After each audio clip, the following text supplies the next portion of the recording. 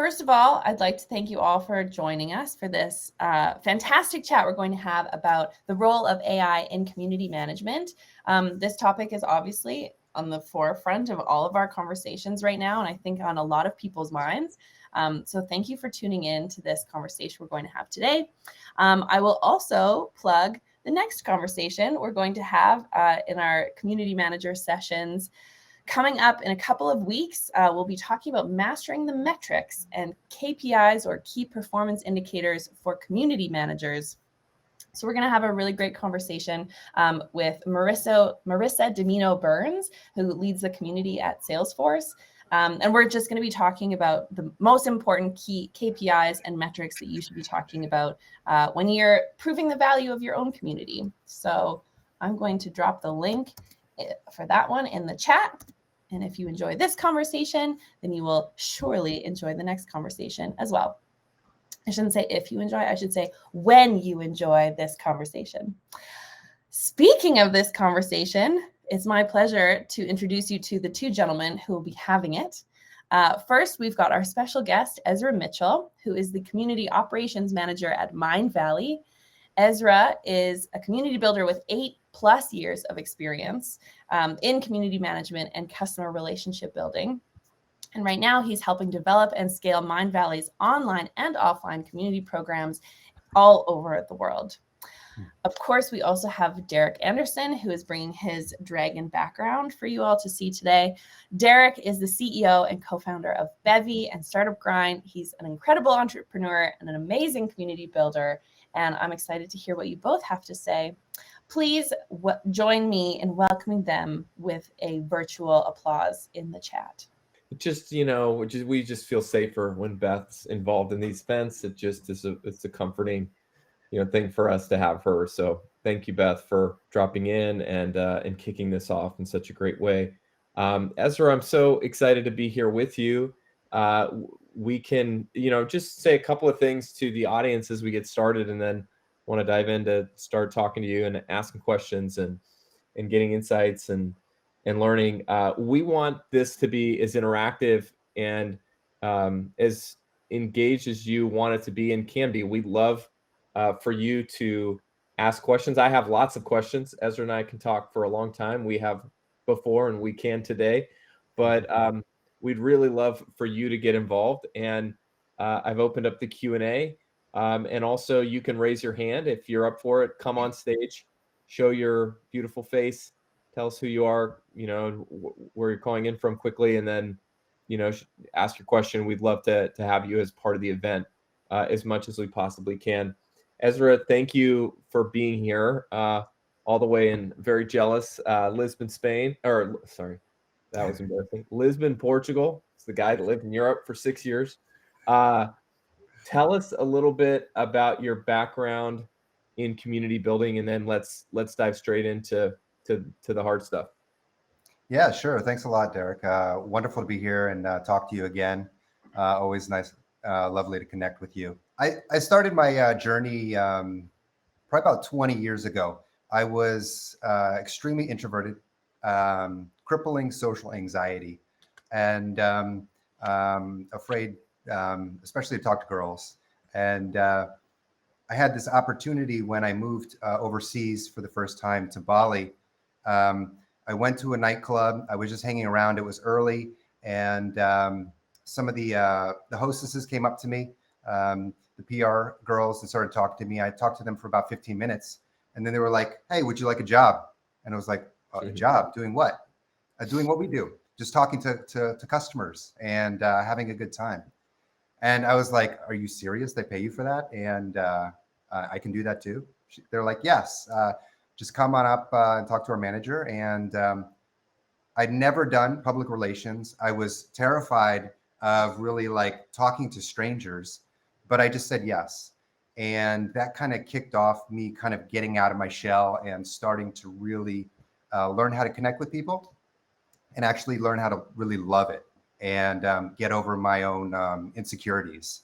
Long story short, I did that for a couple of years. I got into DJing, and I had to kind of build community for my shows in Bali. And so I was just engaging with a lot of people and learned how to kind of build a community around a certain interest. And then I got into coaching. I built a community around that, and that led me to Mindvalley 6 years ago, where I came in as a facilitator, really loving the one-on-one interactions. And I got introduced to community management, and then I actually really loved the behind-the-scenes stuff that I'm doing now and more of the strategy. And 6 years later, I'm doing community operations for Mindvalley. For those that don't know, just tell us quickly what is Mindvalley and what problem does it solve? Yeah, Mindvalley is a transformational education platform. We have programs for spirituality, meditation, entrepreneurship, love and relationships, and we have hundreds of thousands of students going through these courses every day.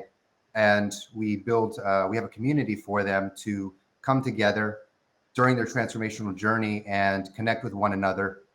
When you are kind of learning and becoming aware and kind of changing, you increasingly feel isolated because you can't have these kind of experiences or these kind of conversations with your peer groups, your families, your coworkers. And so our members are really looking for their group, their community that understands them, that gets what they're going through, and can have the same kind of conversations they can about consciousness, spirituality, transformation, quantum jumping, whatever it is. And I help the team build the community that facilitates these spaces, both online and offline. Awesome. I am really excited to talk to you about AI and its role in community management. This is something I've been thinking about and talking to a lot of people about over the past, let's say year-ish, year and change, is when I started to really take it seriously. I think when ChatGPT came out, we all downloaded it. We all used it.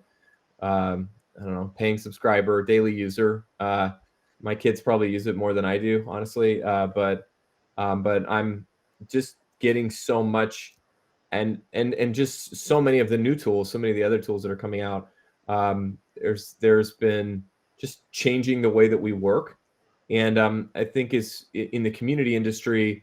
I've heard all sorts of varying perspectives on this, and I've heard incredible excitement. I've heard lots of fear and concern around what it's going to do or what it could do to different roles in the community industry. So I think maybe we could just start by just sort of understanding how are you using AI for your daily tasks? Let's just start there. Yeah. I'm only as familiar with AI about as long as you as well. I heard about it. My founder has been talking about AI for quite a bit. But when ChatGPT launched, I think 3 back in November, that's when I first was able to engage with it and started using it. But we've really doubled down as a company and internally in the tools that we use. AI just makes me tremendously more effective. It makes me smarter. It bridges the gaps in knowledge areas that I'm not familiar with. Oftentimes, community managers need to manage communities that they're not subject matter experts.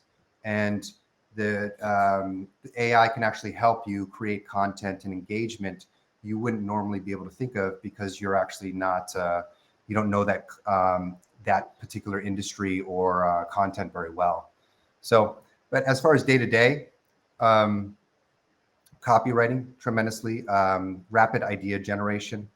So I love that I can just ask it a question, and it takes some time to kind of get this routine, because I had chat for a while and I wasn't using it, and it's just like you have to really think about how to use it until you start using it, and then you're like, wait, now I can use it for everything. Why didn't I just ask this question? I've been thinking about it for the last hour. Why didn't I just ask chat?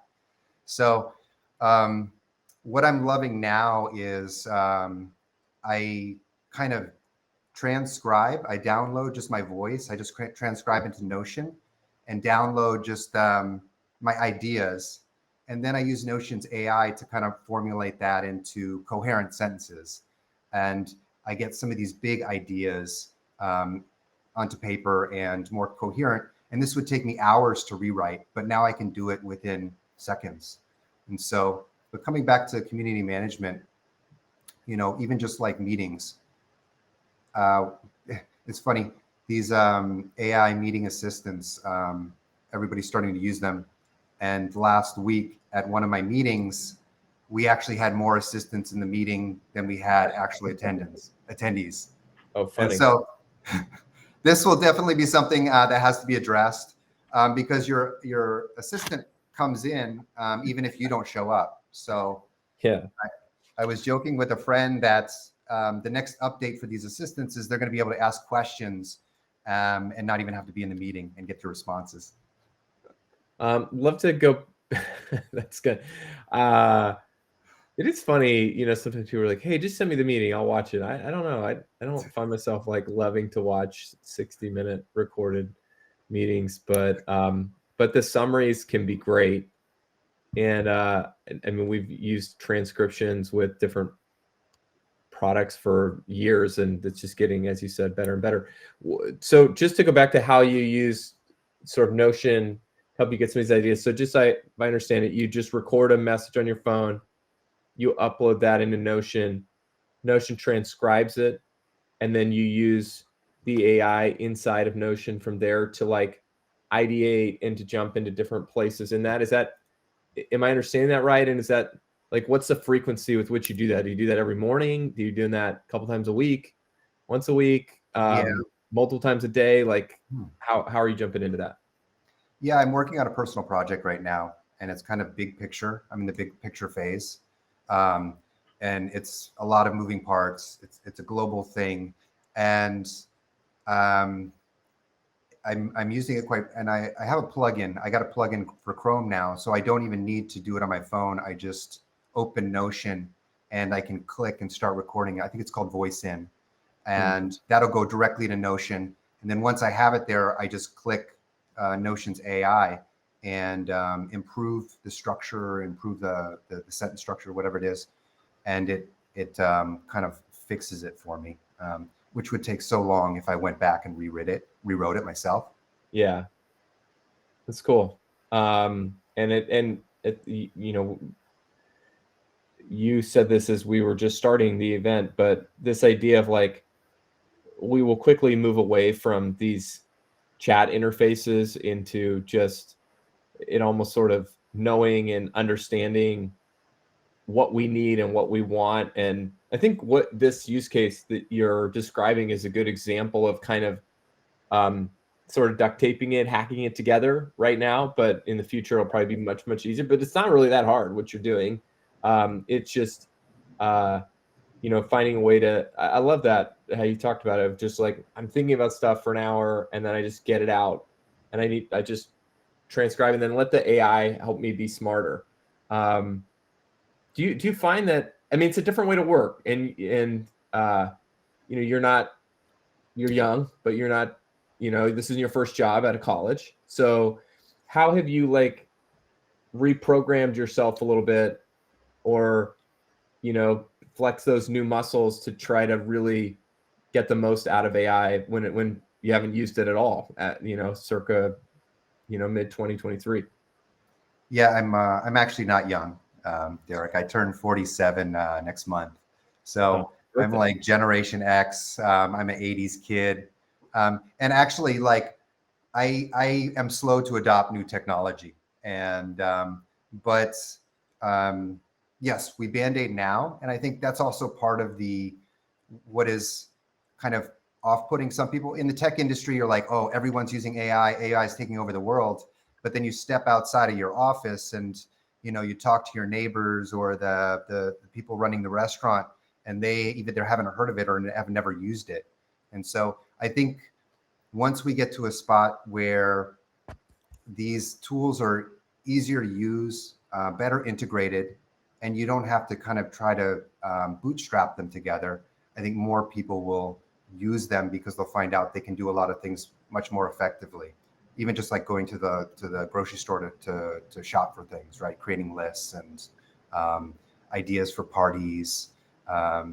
What I used the other day is I was facilitating a new call. I was facilitating for a group, and I needed some formats. And rather than spend 2 hours researching online call formats, mastermind formats, I just asked chat, and it gave me 5 different formats, because that's all I asked for, within seconds. And great stuff. And I was able to use that and have an effective call. What do you think are the biggest opportunities in AI for community managers specifically? We've got almost 100 of them here. How could it, from your perspective, most impact their day-to-day work? Yeah, I think for me, the most important part in this role, and what I'm very passionate about is human connection. So I'm thinking about how can AI actually improve human connection, rather than what we're experiencing now, right? With Web 2 and social media is we're connected to all these people, but actually the connections are not as strong or real. And my 5,000 friends in Facebook doesn't really translate into the real world. I'm really excited of how it is going to help us actually, let's say just online communities, right? There's a trend right now of a lot of these more high-level communities like Hampton or Chief for professionals, that they're highly curated. People want to be around people that are like-minded, and they're willing to pay for it. And one of the use cases for AI is tools that better match these members, right? So everyone goes through a personality profile or a professional profile when they come in.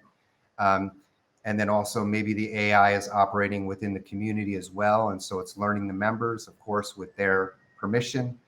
But then it can connect you and say, hey, Jonathan over there is working on a project he just posted about 2 days ago that's in your field, and he actually needs some help with this. And you didn't know because you haven't been in the community for 2 weeks, but now you have a reason to connect to Jonathan and work on this thing together, and actually, find a partner in arms or someone that you can develop a relationship with. And so that's what I'm really excited about. One of the things is that AI can help connect people better online. Jump in, tell us, good to see you. Tell us who you are and where you are, and fire away. Thanks, Derek. Hi, Ezra. Hi, everybody joining in. My name is Pat. I'm a community manager based out of Ottawa, Canada, running a community for a SaaS company here. My question was around trusting the content that you're getting out of these AI tools if you are not a subject matter expert. I think we all are quite aware that these tools can be incorrect at times, and I've certainly used ChatGPT a number of times for many different things, including generating content for where I'm not the subject matter expert. But because I don't trust it, I always need to run it past somebody who is a subject matter expert. So it does certainly speed things up for me, but knowing that I still have access to those subject matter experts to at least review everything gives me the confidence to then make that stuff public. Yeah, no, this is great. Thanks for bringing this up, Pat. I will recontextualize my answer to that. So I probably wouldn't just generate content with AI and then post that into the communities. For me, what I've been using it more is, how do I generate, what kind of questions would generate engagement with, say, kindergarten teachers? What's really valuable for them? What are their pain points? What are their successes that I may not be aware of, but ChatGPT can give me some prompts on how to generate some engagement within a community. But I wouldn't use it to create content that speaks necessarily as a kindergarten teacher if I don't have that background, and also I can't proofread it with anyone. Yeah, fair enough. Ezra, let's jump back in. What kind of programs or activities can AI do to improve member engagement and retention? What have you seen work, or what have you tested and tried? Yeah, so I think as far as member engagement and retention, it's important that your members get the full value out of the community, right? And every member is probably coming to your community for different reasons. Some of them you've outlined in your value statement for when they joined, but some they might not even be aware of. And so it's like AI can help us not only create more personal, like a more personalized onboarding to kind of uncover some of those values, what they're looking for, what's valuable to them, and also in the community to create more personalized content for these different folks and different personas. Yeah, I think what I've seen too is just to once your community gets to a certain size, and that could not be massive, it could be just sort of into the hundreds of people, it starts to become very, very difficult to personalize any message and to make anyone feel like they're getting a specific response. And I've had lots of experiences where someone will email me, and I mean sometimes really long, really deep, difficult emails, and I don't have 2 hours to write a response. And so, I can kind of sort of like what you described with the way that you sort of organize some of your thoughts and ideas. I can say, hey, look, I want to write a message that kind of says these things, kind of says it in this way. And, that there's a reply to this, like, can you help me draft something? And then like very quickly, in a matter of seconds, get a draft, and I can get a response back immediately where, I might not be able to respond because it's like, you can't just respond with 2 sentences sometimes, you need to do something. And it's like, well, is that personal? Is that thoughtful? Like, you didn't write it all the way. It's like, well, yeah, but it has my thoughts and ideas, and I sort of endorse it. And, and I can get back to somebody quickly that I wouldn't normally be able to get back to. So I love that idea around like a more personalized but still scalable approach. How have you measured, do you have any sort of measurements on effectiveness of AI in the way that you're using it to help build your community? Have you tested anything around to see of its effectiveness? Yeah, I mean, as far as from like an internal like team and my work perspective, you can assign tasks to your team members, right? And they'll do it without AI. And I think, it's even in adoption internally in companies. I'm sure other people are having this, maybe yourself too. You really haven't fully adopted it yet, or it's not part of your workflow. And I'm finding that I have to regularly talk about how the tools are increasing my workflow, kind of share how that works with my team members, and kind of get the light bulbs to turn on for them to use it. And once they do start using it, they see how much more effective it makes their work. They can do a lot more. They can, and what's most important is like you can do a lot of the busy work, right? And at Mindvalley, and I think most communities where you're really concerned with the customers, like you want to spend more time connecting with the customer, really understanding the needs. And you can do that. AI can do all this busy work because we often have to wear multiple hats, right? I've got to be a marketing copywriter. I've got to be an event planner. I've got to be a graphic designer. All of these things kind of take away from my even ability to have conversations with my community members. And AI can really help shift that. And so you can get back to really connecting, strategy, and what really matters to you in your role. Yeah, I think some of the things that we've done, just to piggyback off of this, is like you mentioned, sort of getting. I saw this recent study that took like 150 human beings and it put it against an AI, and the AI beat everyone in creativity. And it's sort of not a surprise, but it's also like, it's like 150 people. Like, there's got to be somebody in there. It's like, no, like it's a supercomputer. So it's not like a fair fight. And I think, it's not it's not going to come up with like the most cleverest, newest, never used idea that's ever, I don't, maybe future iterations, it definitely will come up with some of these things. But right now, like, it's really like a guide. It's a supplement to the creativity that you have, but you got to understand, like, it's right there with you. It can really make the difference. And we've taken it with, headlines for our website. We've taken it with, different ideas and sort of storylines of the marketing that we're doing, or absolutely the email copy. Plug for Bevy here, with the tool that we just rolled out at bevy.com, where anyone can run a community. Like, all of your emails, all of your discussions, all of your events, they're all powered by AI. And I think you said this at the beginning, like, the intent is, it's not to replace a community manager. We don't think communities get built without great people, but take out the busy work, take out the things that something else can do, and let you focus on the things that only you can do.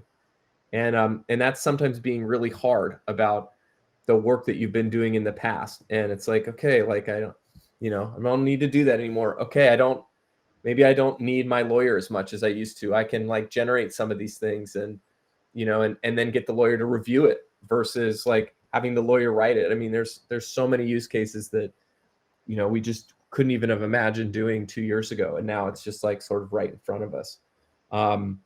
What other tools are you using? I know you mentioned Notion.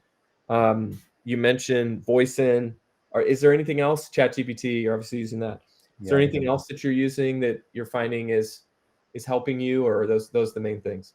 Yeah. So about 6 months ago, I had a project, had a new boss, and she came from Amazon, and she had us all write an Amazon 6-pager. I don't know if anyone's familiar with that.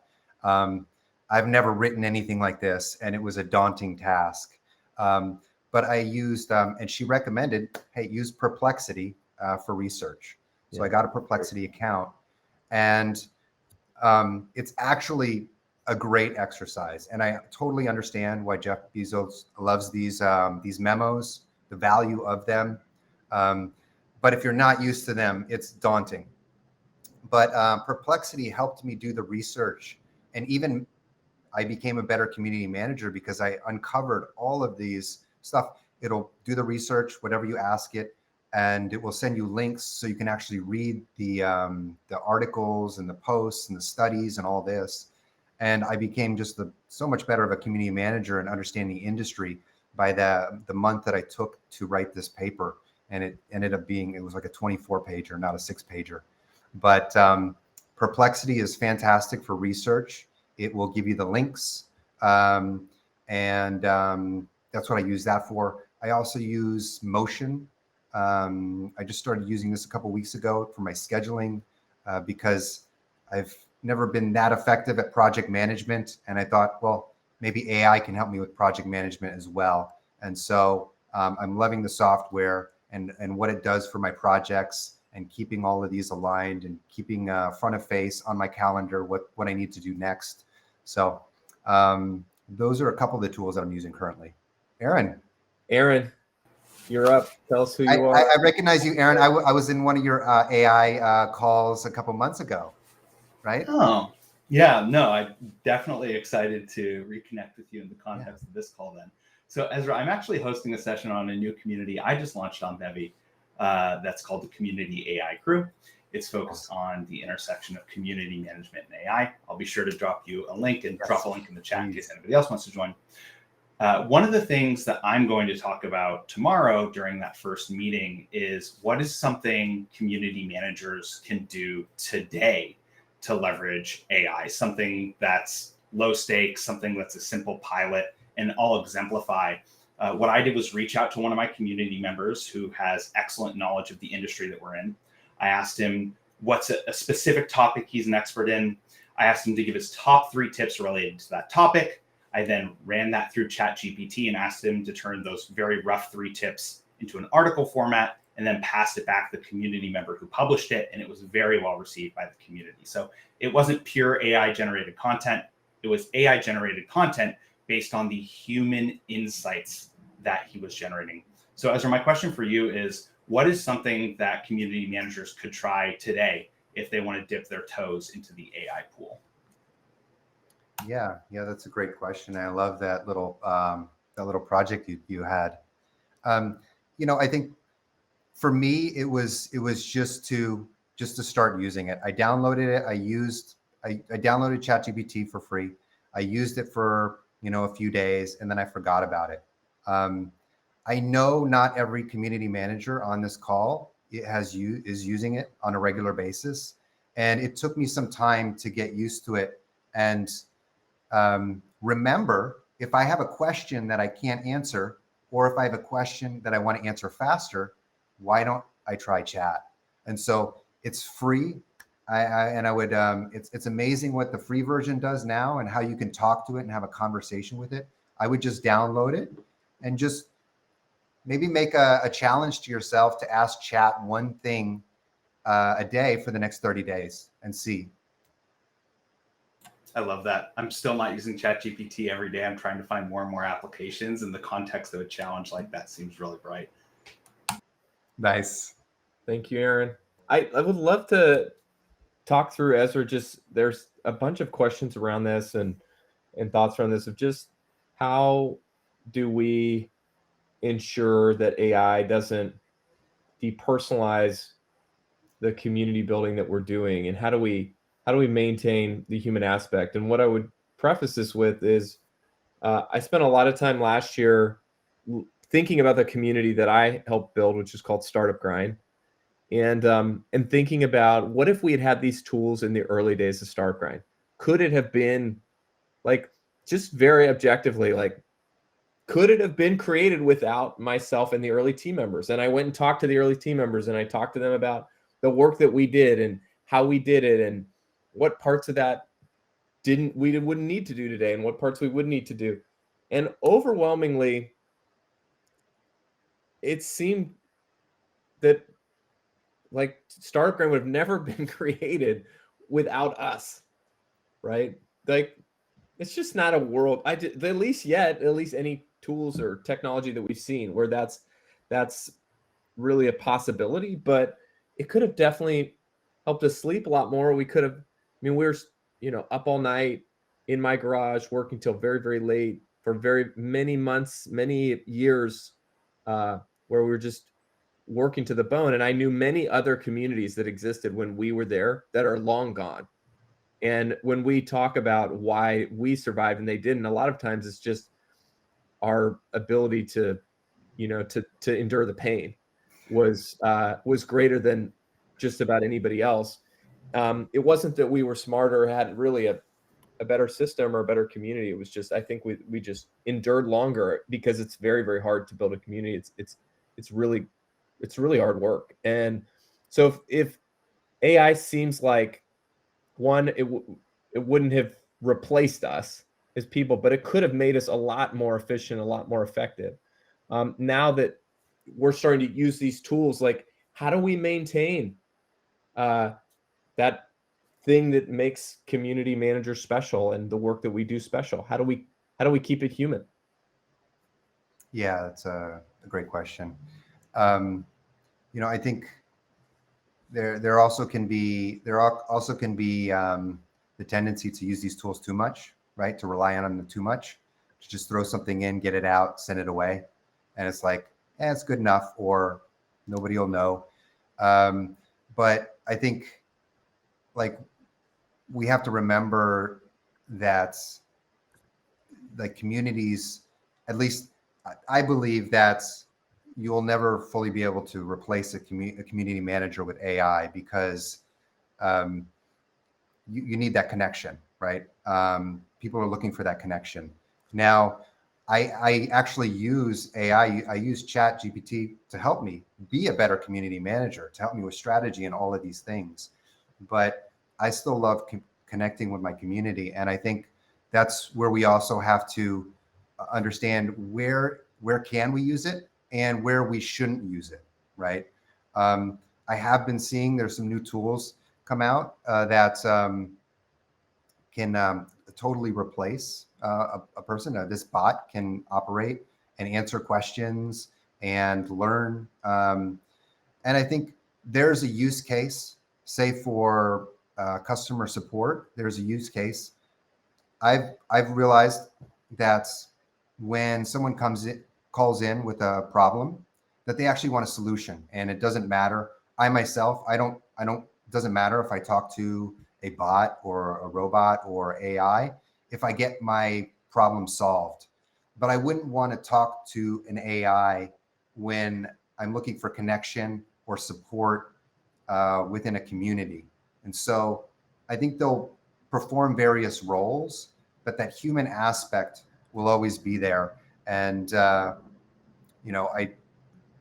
don't see us not being needed. And I hope leadership, in the short term, there may be tools that are available that allow you to run a community with AI, but I don't believe in the long-term viability of that. If the members know that AI is the one that's managing the community and guiding the community.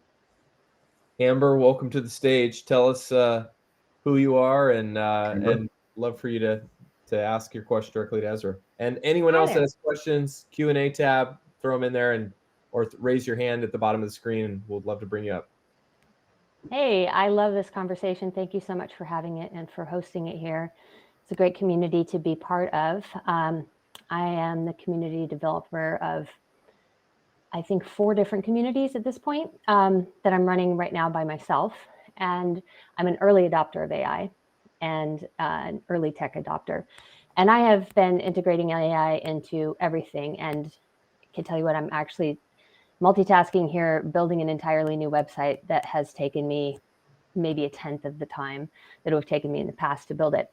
But this has been done through the judicious education of my brain in like how to integrate AI technology in a way that makes it really effective. And you're right, you spoke earlier about kind of cobbling things together at this point.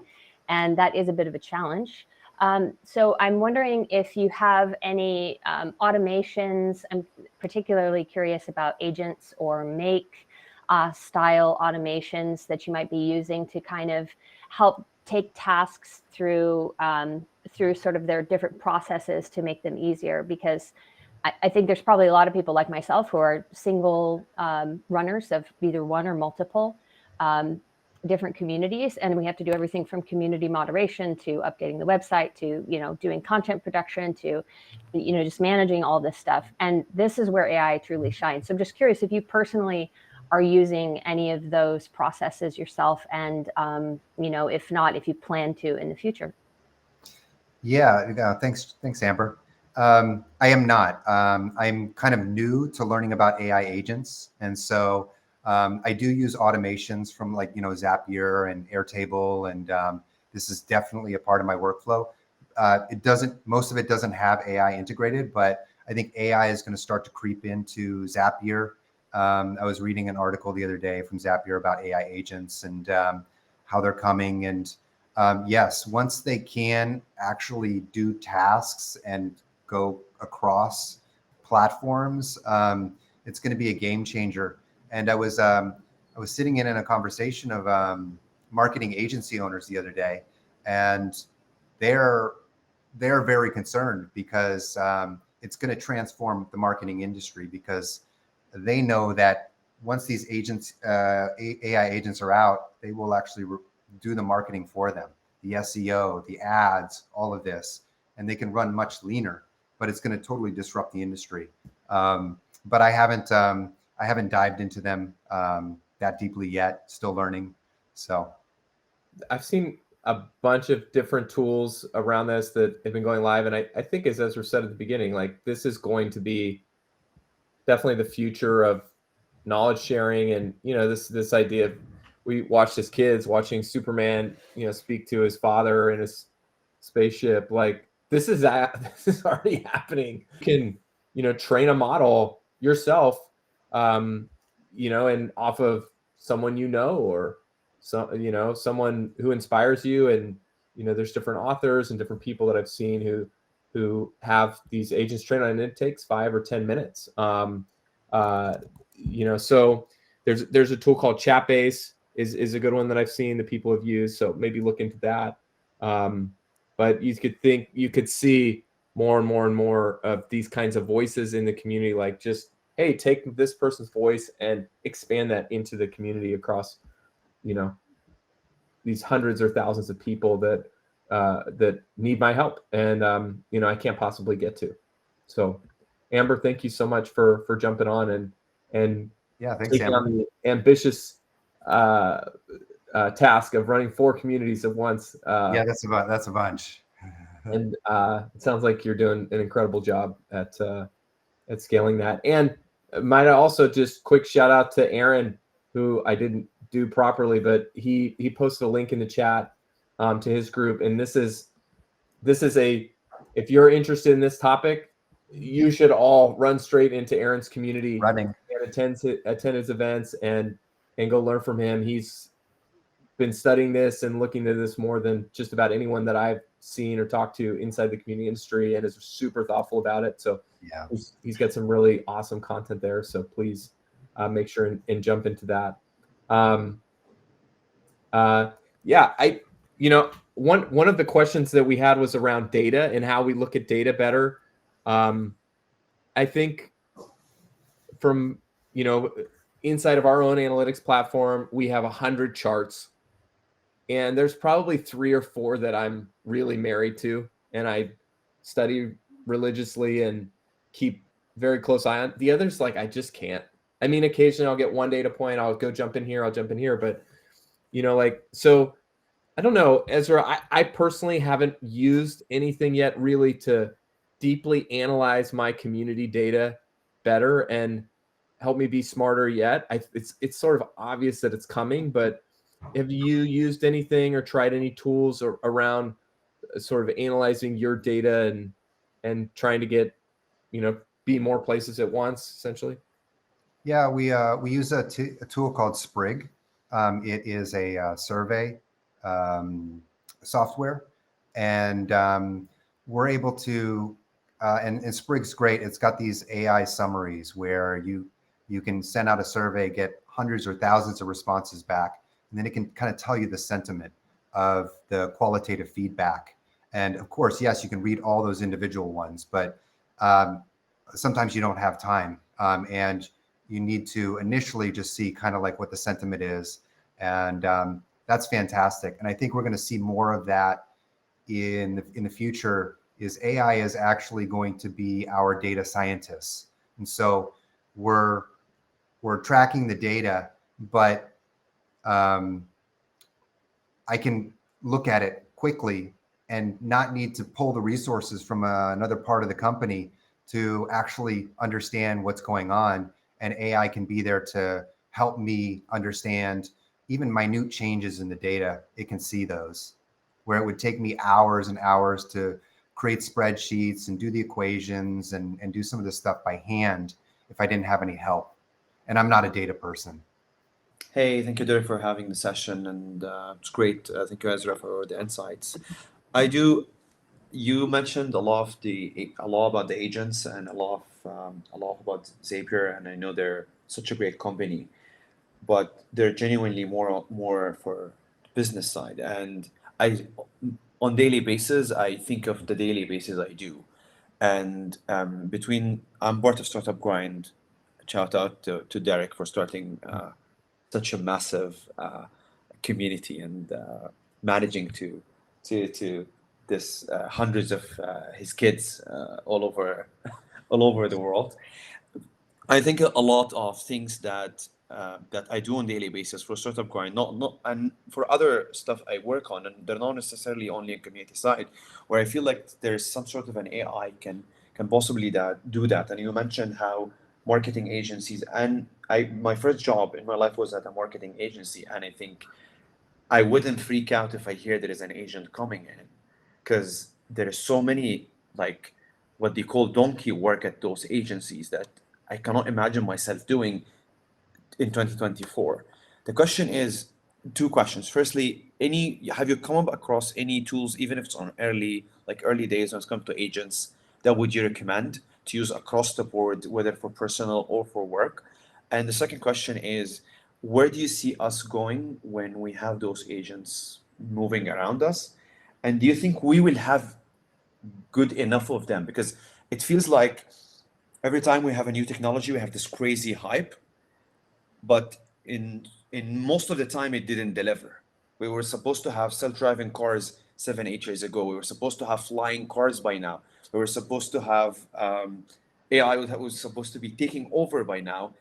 I'm sorry, it cannot write an article. And I think a couple of people mentioned that you still have to send it back and forth, and you need to get an expert matter and all of that. So how do you see that going?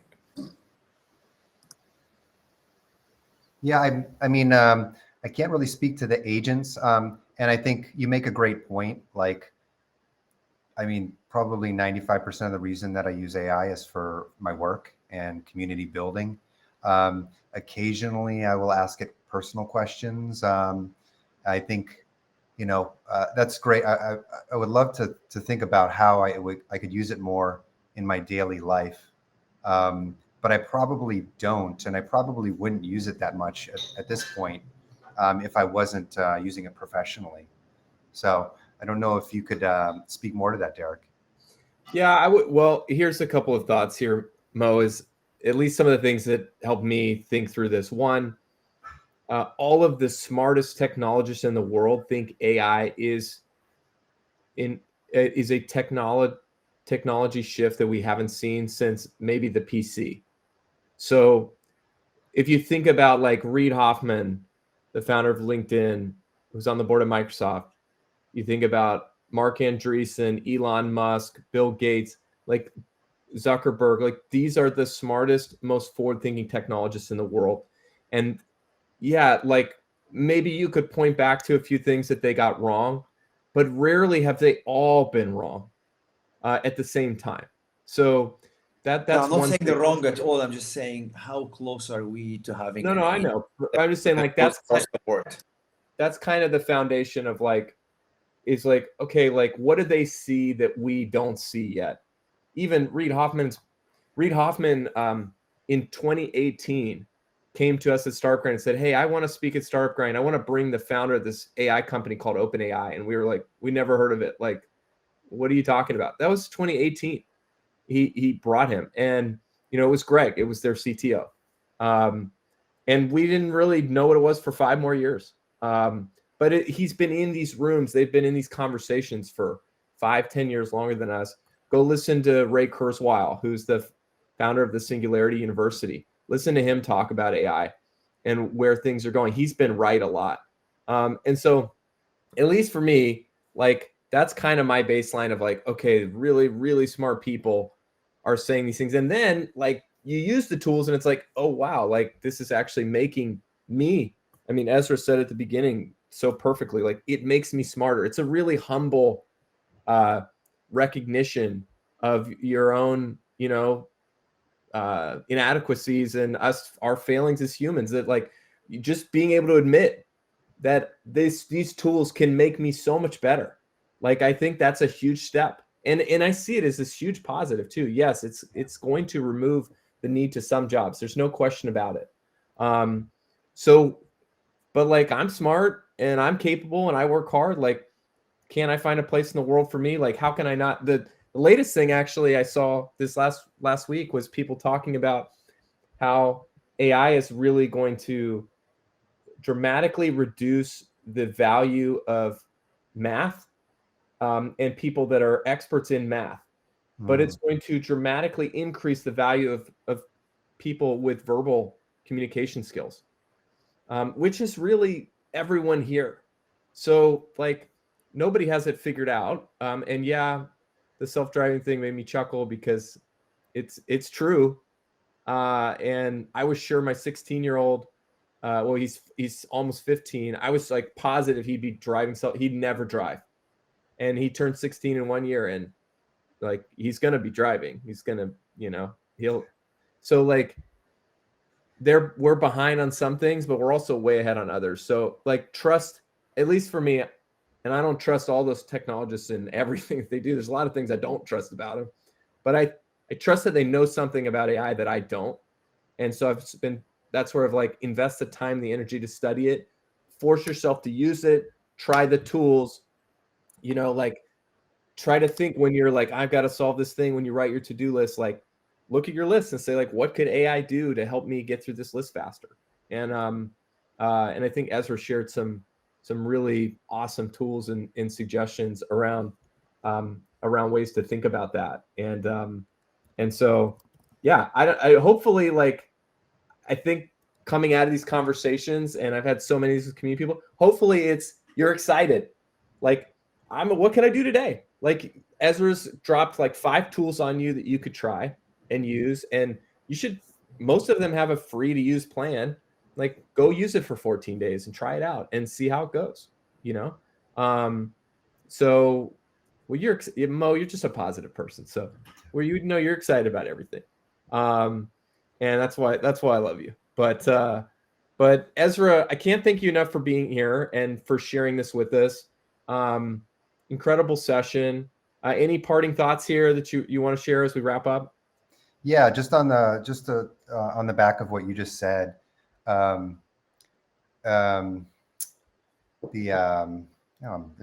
guy OpenAI, Sam Altman. Yeah. So I shared a LinkedIn post last week. He was being interviewed, and the host asked him, what job will be created? What job will be very valuable in the future? And his response was in-person extraordinary events to connect people. And so if you're doing online and you're not doing offline yet, I would highly recommend figure out how to build community offline, because that is definitely going to be, and I've seen it, people are hungry after the pandemic, and they want to connect with one another. They want to go back out in the world and develop connections, and they're tired of the screens, tired of sitting on the screens. And I think that will only get more as the AIs take over and do a lot of this stuff for us. It can allow us to get off the screens and actually maybe come back to the life that we had pre-social media and all of these things, at least going out into the world and being able to experience it and make better connections, more meaningful connections with one another, find those people easier. And there's going to be plenty of work for us. I agree. 2 quick parting things as we leave. Thanks again to Ezra for making time for us and sharing your insights. Everyone that came on stage and asked a question. There are 2 sessions coming up. Please join them, RSVP. Just ask Luca to drop them in the chat. One is with the one of the leaders of the Salesforce community. Her name is Marissa. She's amazing. They're one of the best communities in the world. Please join us for that session in a couple of weeks. There's also a session if you're trying to figure out how to get your community going and started and you want to use AI and see some really tangible examples. There's another session to do that. And that's using Bevy, which is our product, to using AI to run your events, discussions, and send your emails and communications with your community members. So thank you so much for being here. Everybody have a great week, and we'll see you soon. Thanks, Ezra. Yeah, thanks, Derek. Thanks, Bevy team, and thanks everyone for joining in. Awesome.